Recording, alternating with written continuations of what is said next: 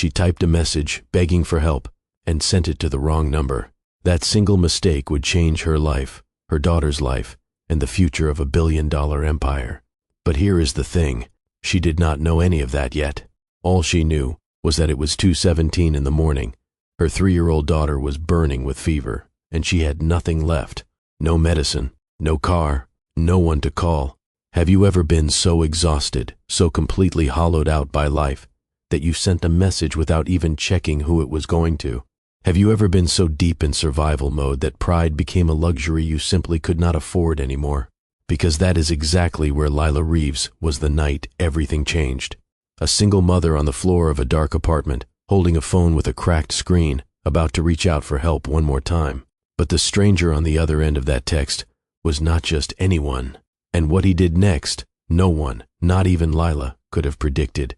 This is the story of a wrong number, a billionaire who never should have answered, and the kind of love that does not arrive when you are looking for it. It arrives when you have finally stopped believing it exists. The apartment was quiet in the worst possible way. Not peaceful quiet, not restful quiet. The kind of quiet that presses against your chest and makes every sound feel louder than it should be. Rain hammered the window in sheets. Somewhere below, a car alarm screamed into the void, unanswered. And on the couch, curled into a crescent shape no bigger than a throw pillow, 3-year-old Ruby Reeves was burning up. Lila sat on the floor beside her, pressing a damp washcloth to her daughter's forehead with one hand and holding her phone in the other. Her fingers trembled, not from the cold, but from the particular kind of fear only a mother understands, the kind that wraps itself around your ribs and squeezes until breathing becomes a negotiation. Ruby's breath came in short, shallow pulls. Her cheeks were flushed red. Her tiny body radiated heat like pavement in July. And Lila could do nothing but sit there and watch because the children's Tylenol was gone. Squeezed dry 2 fevers ago. The nearest urgent care was 11 miles away, and the car had been repossessed 3 Tuesdays back. The pharmacy had closed 5 hours ago. There was nothing open, nothing close, and no one awake, except maybe one person. Lila pulled up the contact for her neighbor, Mrs. Olgavi, the retired nurse 3 doors down, who sometimes watched Ruby when Lila picked up shifts at the laundromat. She had helped before. She might have medicine. Lila typed the message quickly, fingers slipping on the cracked screen, not pausing to proofread, not pausing to double-check the number, not pausing for anything because her daughter's breathing had gotten worse in the last 20 minutes, and pausing felt like a sin. Please, I am so sorry to bother you this late. Ruby has a high fever and I am out of medicine. Do you have anything I can use until morning? I will replace it. I promise. She hit send. Then she dropped her forehead against the edge of the couch and closed her eyes. 4 minutes passed. Her phone buzzed. I do not think this was meant for me. But is your daughter okay? Lila's stomach dropped.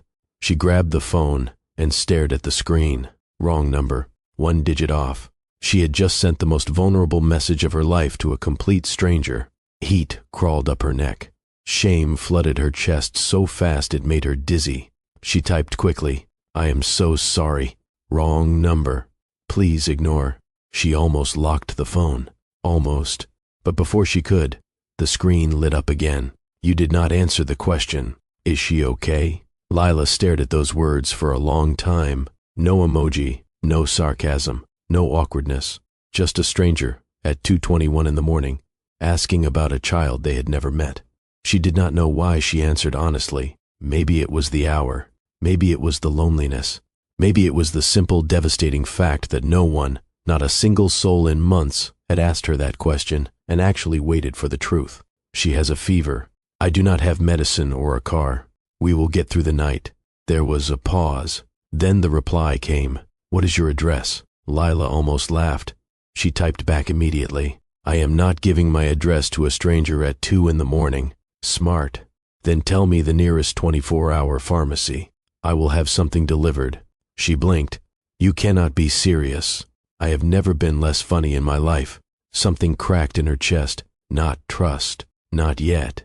But something close. The faintest fracture in the wall she had spent 3 years building, brick by brick, out of disappointment and survival. She typed the pharmacy name before she could talk herself out of it.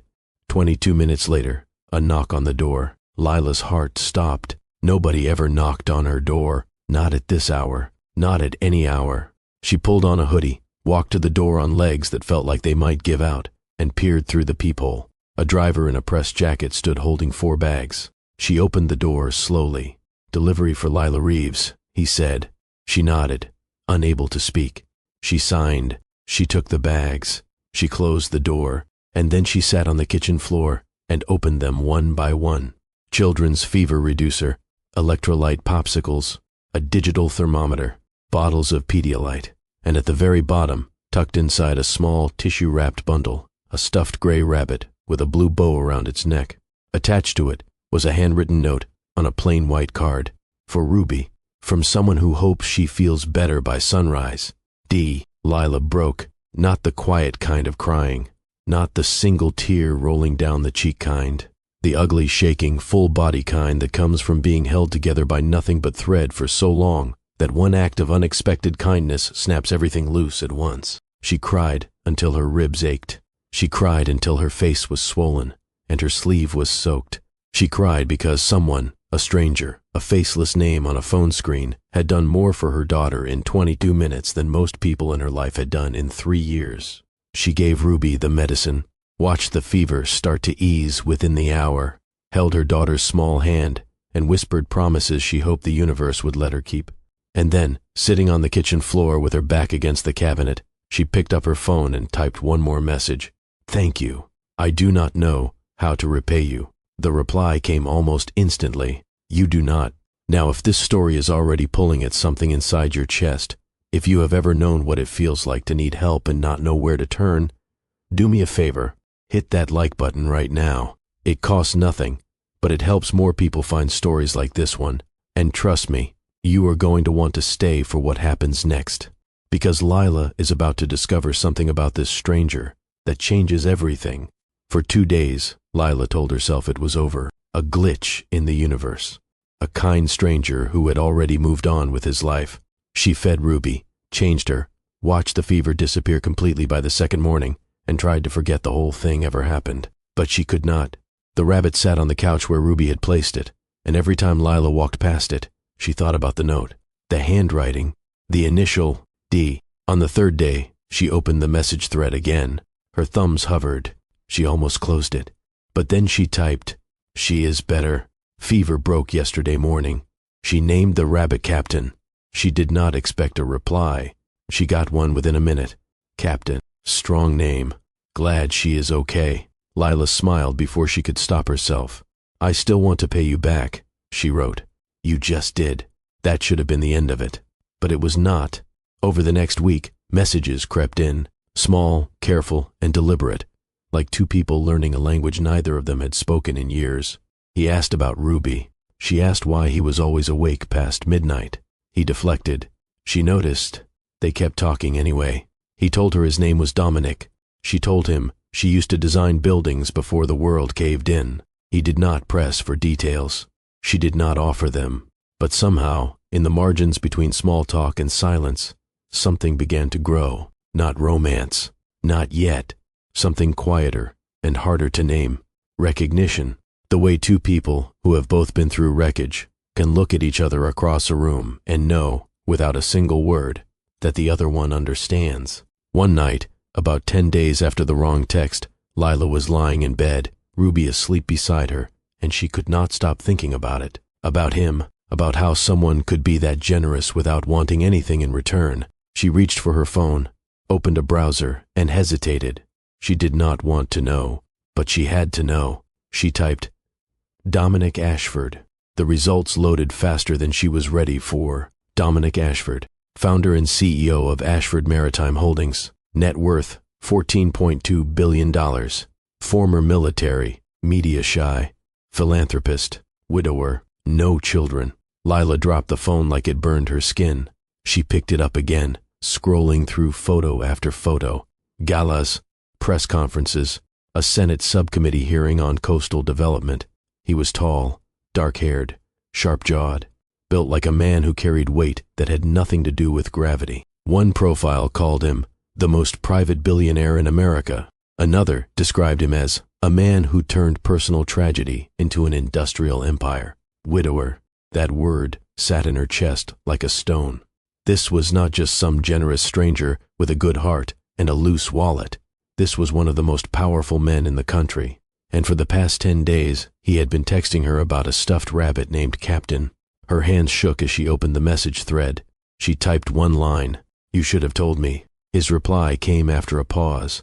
"Told you what?" "That you are Dominic Ashford." Another pause. Longer this time. Would it have changed anything? Lila stared at the ceiling. She thought about the medicine, the note, the way he asked about Ruby as though she mattered. She thought about the conversations that had felt so easy she forgot they were happening between strangers. "It would have made me afraid to keep talking," she wrote. His reply was immediate. "That is exactly why I did not tell you." She locked the phone and placed it on her chest and lay there in the dark, listening to her daughter breathe, trying to figure out what she was supposed to do with a truth that was too big to hold and too important to let go. 5 days later, Dominic sent a message that changed the trajectory of everything. "I am looking for someone with a design background to consult on a project. Waterfront development. The architect we hired keeps missing things I can feel but cannot articulate. Would you be willing to take a look?" Lila read it 3 times. Her first instinct was to say no. She had not drafted anything in almost 4 years. She had not set foot inside a professional building since the last time she wore a badge that read "temporary contractor" and heels that blistered her toes. The woman who used to study load-bearing walls and structural integrity felt like someone else entirely, a ghost of a life she had lost. But then she read his message one more time. "I am not asking for a draft. I am asking for your eyes." She stared at those words and felt something shift. Not confidence, not yet, but the faintest edge of it. The way dawn does not start with light, but with the sky becoming just slightly less dark. She typed back, "When?" The following Tuesday, Lila stood in front of the Ashford Maritime headquarters carrying Ruby on one hip and every ounce of composure she could gather on the other. She was wearing the only blazer that still buttoned, a pair of dark jeans she had pressed with a flat iron, and shoes she had polished with cooking oil the night before because she did not own shoe polish. Her hair was pulled back. Her makeup was minimal. Her heartbeat was anything but calm. The building was glass and steel and salt air. Clean lines, sharp edges, the kind of architecture that made a person feel either inspired or impossibly small. Lila felt both. A woman named Petra met her at the elevator. Mid-40s, sleek black hair, a tablet in one hand, and a smile that felt genuine rather than rehearsed. "You must be Lila. Dominic told me to expect you." She glanced at Ruby, and her expression softened. "And this must be the famous captain's mom." Lila blinked. "He told you about the rabbit?" Petra's smile deepened. "He told me more than that." They took the elevator to the top floor, and Petra led her down a sunlit hallway lined with glass offices and subtle security cameras. The energy of the place was quiet, but alive. People moved with purpose. Screens glowed with data. This was not a company pretending to be important. This was important. Petra stopped in front of a wide door and opened it. Inside was not an office. It was a design studio. Drafting tables, digital screens, rolled blueprints, and natural light pouring in from floor-to-ceiling windows that overlooked the harbor. Lila's breath caught, but it was not the studio that made her freeze. It was the corner. A small play area had been set up with soft mats, picture books, a basket of brand-new toys, and a tiny beanbag chair just the right size for a 3-year-old. Lila's hand flew to her mouth. "He set this up," she whispered. "This morning," Petra said, "he said if you were going to work, Ruby should feel at home." For a long moment, Lila could not speak.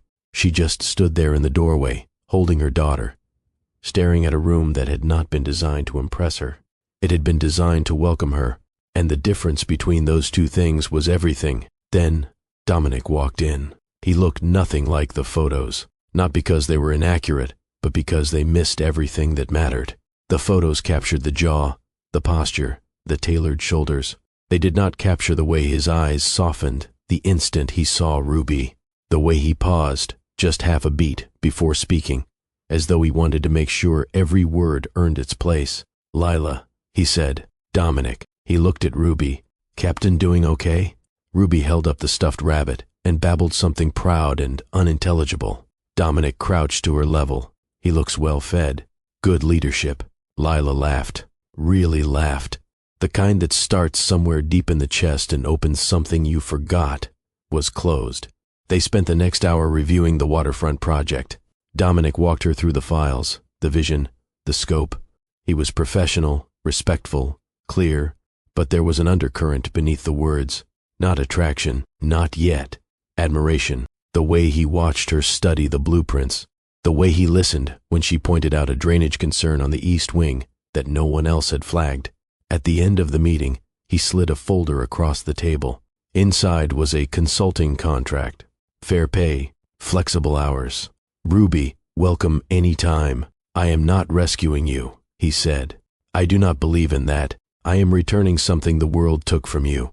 A chance to work. Lila looked at the contract, then at Ruby playing on the soft mat, then back at Dominic. She nodded once. I will take it. Now, I want to ask you something, and I want you to drop your answer in the comments below. Have you ever had someone believe in you before you believed in yourself? Someone who saw what you could be, even when you had forgotten? Because Lila was about to step into something she never expected.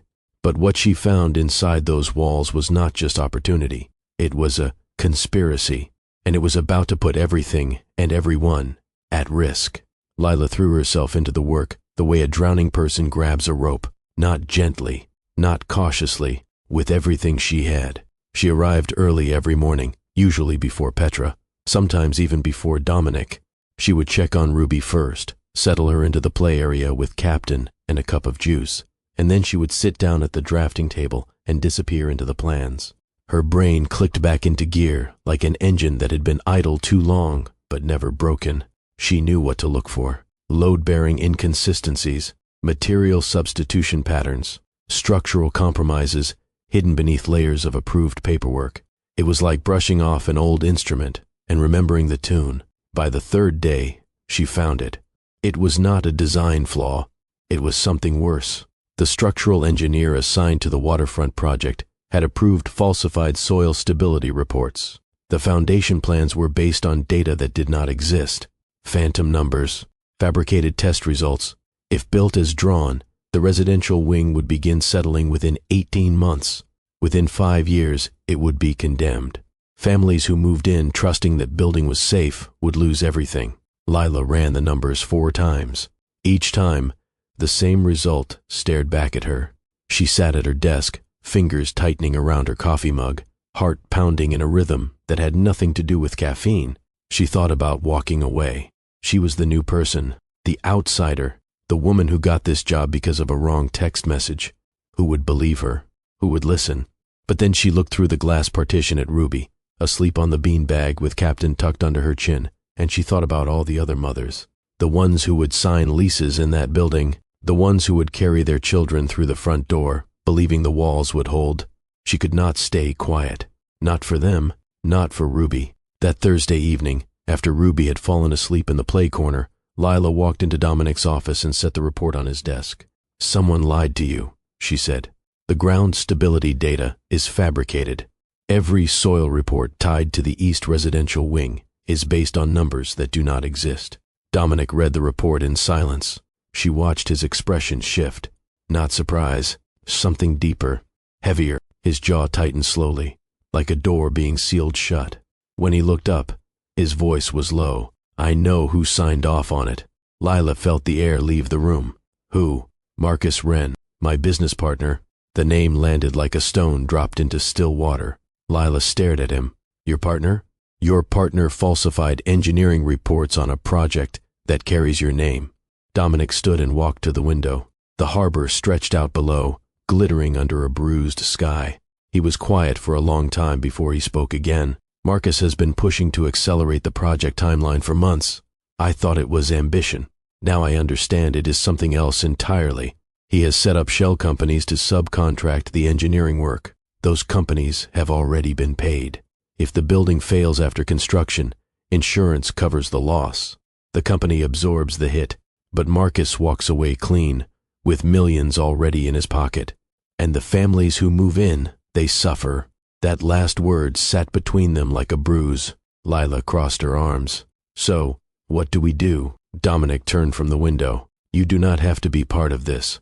I became part of this the night you sent medicine to my daughter. I am not walking away now. He held her gaze. Something passed between them in that silence. Not a plan. Not yet. An agreement. An understanding. The kind that does not need a contract because it runs deeper than paper. Then we build the case, he said, quietly. And when we move fast. The next 2 weeks were the most intense of Lila's life. She worked through nap times, through midnight, through the gray pre-dawn hours when even the seabirds had not woken yet. She traced every falsified report back to its origin. She mapped Marcus Wren's network of shell companies across 3 states. She documented forged engineering certifications, manipulated timelines, and payments routed to firms that existed only on paper. Dominic brought in a woman named Harlow, a former FBI forensic accountant with sharp eyes and a voice that carried the quiet authority of someone who had spent a career dismantling lies for a living. Harlow reviewed Lila's findings across 2 long sessions.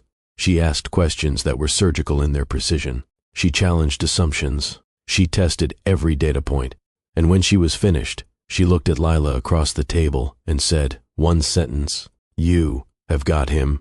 But Marcus Wren did not become a billionaire's business partner by being careless, and he did not stay in power by being blind. Dominic scheduled a private meeting, just the 2 of them. Conference room, no witnesses. Lila was not in the room, but she watched from the internal security feed on her second monitor, her heart hammering against her ribs. Marcus walked in with the ease of a man who believed the world owed him something. Navy suit, tailored perfectly, an expression that hovered between casual boredom and polite confidence. He sat down across from Dominic and smiled the kind of smile that never reaches the eyes. Dominic did not waste time. He laid it out.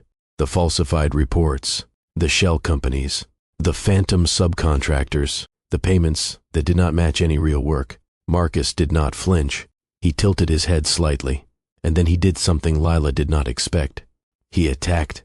"You have been listening to your new pet consultant a little too closely," he said, his voice smooth and unhurried. "You brought in some broke single mother off the street and handed her access to proprietary systems because she made you feel something. And now you want to pretend that is an investigation." Lila's stomach dropped. He knew about her. He had been watching.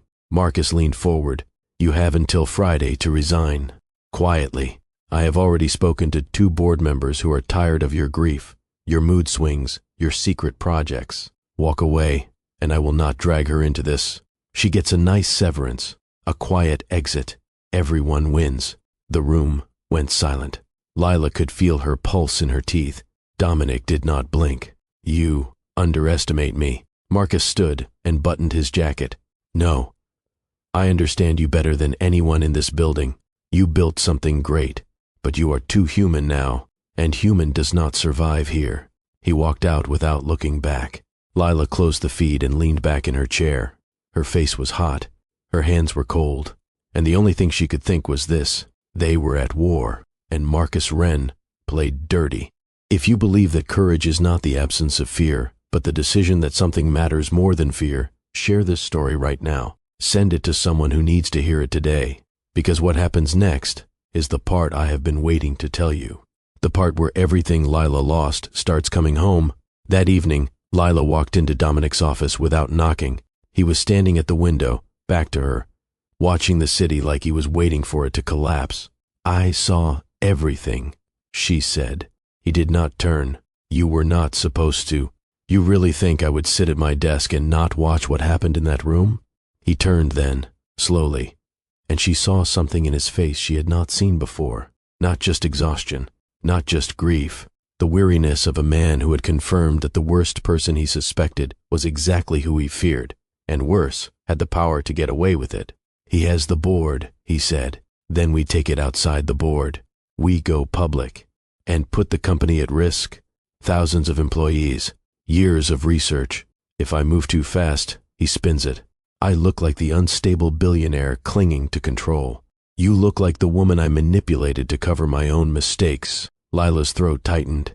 "Then we find proof he cannot spin, the kind that speaks for itself." Dominic studied her face for a long time. "You are still in?" I was in the moment the math stopped adding up. I am not leaving now. He picked up the report from her hands and flipped through it in silence. When he finished, he set it down and looked at her. I have one last move. Harlow is ready to submit her findings to the state attorney's office. But the moment we file, there is no going back. If Marcus finds out before it lands, he will destroy the evidence, discredit both of us, and disappear behind a wall of lawyers. We get one shot, then we do not miss. The press release hit at 6:43 in the evening on a Wednesday. Ashford Maritime investigates high-level financial misconduct. It was short, precise, and approved by legal. It did not name Marcus Wren directly, but it referenced forensic irregularities, misappropriation of vendor payments, falsified engineering certifications, and a full internal audit triggered by external validation. The same minute it went live, Harlow's team handed 47 pages of documentation to the state attorney's office. System logs, verified approvals, shell company registrations, wire transfers, email threads that led directly back to Marcus Wren's personal accounts. At 8:05 that evening, Lila's phone rang. Unknown number. She answered. Impressive. Marcus said, I underestimated you.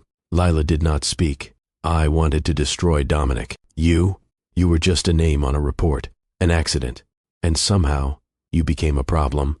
Funny, Lila said, her voice steady. That is how most women in power get noticed, by becoming inconvenient. Marcus laughed, a dry, hollow sound.